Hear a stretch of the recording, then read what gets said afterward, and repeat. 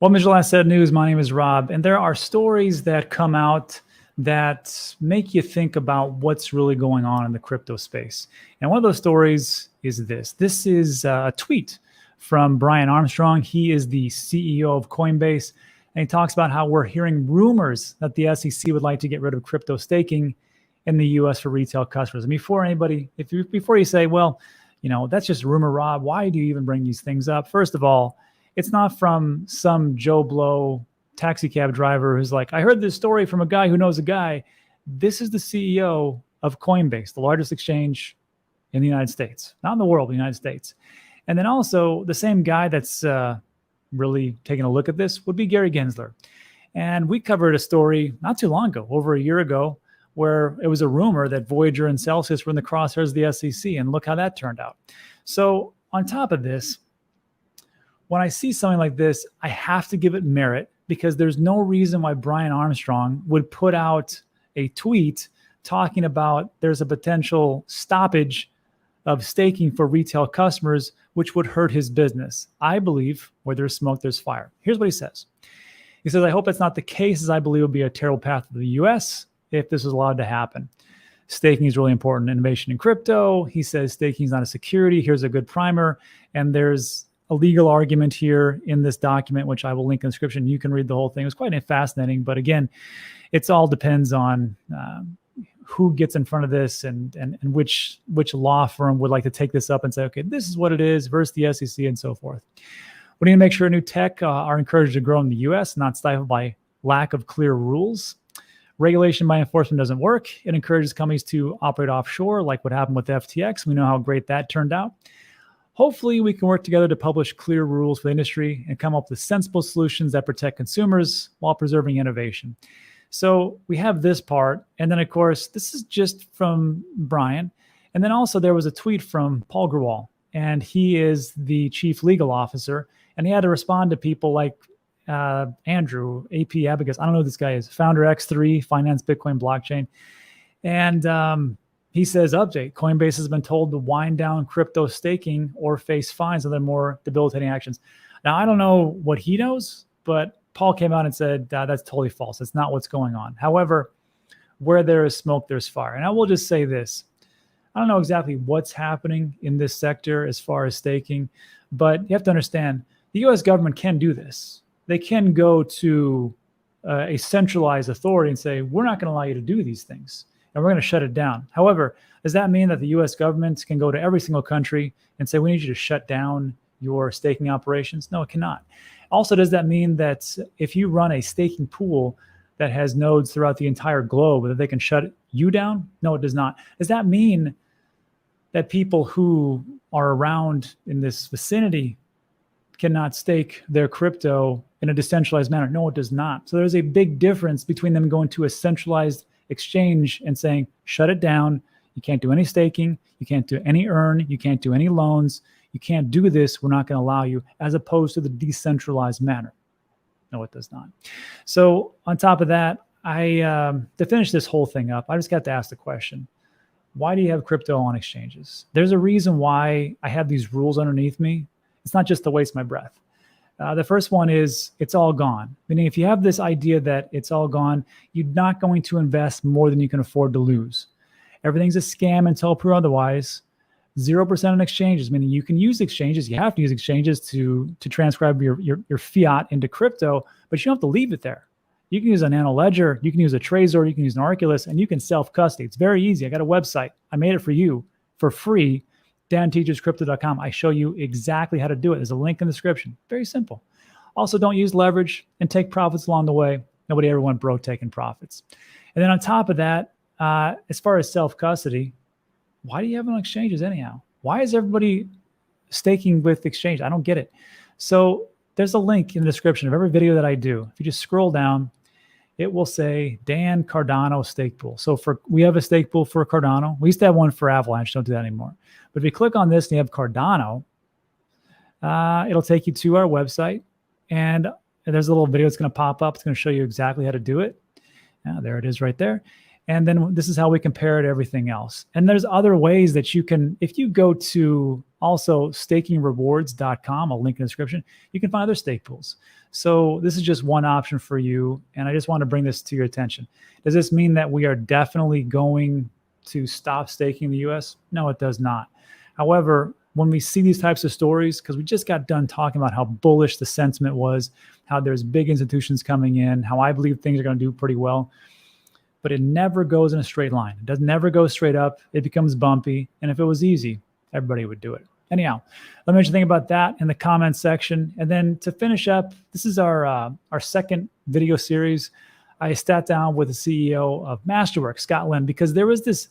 Well, first of all, just so you know, I invest into Masterworks. I'm super biased. I only talk about the things that I invest into, okay? So the crypto I talk about, it's because I invest into it. Masterworks, land, and real estates, and IRAs, and stocks, and all that stuff. That's what I try to diversify as much as possible. But this issue came up, and this is in the SEC filing, because with Masterworks, you're buying fractionalized shares of artwork. But there's a part in there which has gotten a lot of traction. It talks about conflicts of interest and how there is a conflict of interest between Masterworks and you, the person who is investing in this fractionalized share of artwork. So I asked this to Scott, and I asked him point blank, and I'm going to have you listen to his answer. It's about 3 minutes long. I'll be right back. Conflicting interests. And this was all brought to my attention in multiple different videos about the conflicts of interest. And actually, a subscriber, Scotty Yo, says, I would not touch Masterworks as an investment. This is a lobster pot, easy to get into and hard to get out. Please read the terms and conditions under risk. Just forget about not financial advice. Jason says, agreed, this is a horrible investment, in my opinion.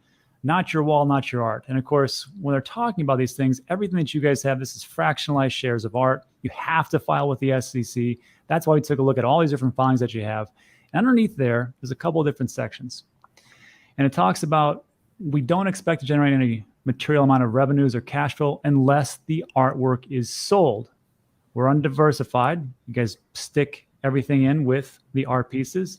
The artwork may be sold at a loss or at a price that results in a distribution that is below the purchase price of the Class A shares, or no distribution at all. And to further break this down, this is the piece I think they're really talking about. Masterworks financial arrangements may result in misalignment between its interests and the interests of Class A shareholders. Affiliates will have substantially complete discretion to determine when and if to sell the artwork.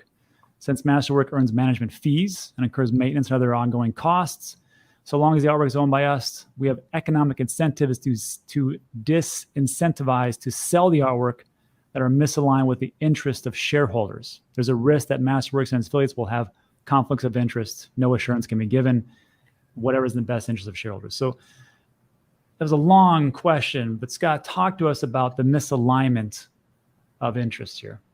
Yeah, it's a long question. So maybe let's take a step back and just talk about what are risk disclosures. So many investors are probably familiar with a typical public company offering circular, right? So that would be an S1 when, for example, a tech company goes public. Right. When you read risk disclosures in any public offering circular, there are oftentimes hundreds of risk disclosures, and that's something that the SEC requires when they're reviewing a particular offering. Is they want to make sure that every single risk that they can think of and the company can think of, in our case, a company is an individual painting, should be disclosed to an investor. Okay. So while we think a lot of these risks are remote, they're still required to be disclosed.